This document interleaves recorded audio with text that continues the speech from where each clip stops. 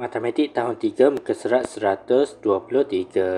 Reka cerita daripada ayat matematik yang diberikan. Jadi, jika pelajar ada jawapan salah cikgu, betul juga asalkan ada jawapan ayat matematik dekat sini. Okey, jom kita mulakan. Soalan yang pertama, soalan A. Ini adalah jawapan cikgu.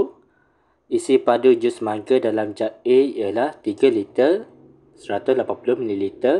Isi padu jus mangga dalam jug B ialah 4 liter 760 ml. Jumlah isi padu semua jus mangga ialah 7 liter 940 ml.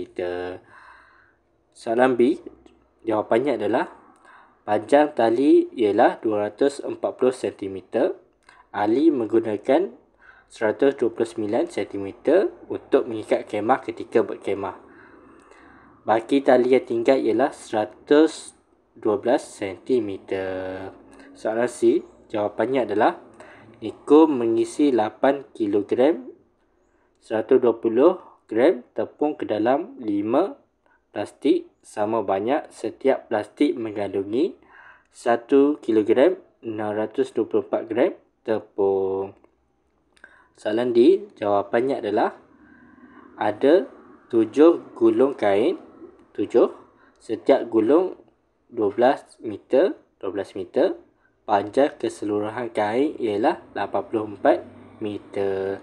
Jadi ini adalah jawapannya.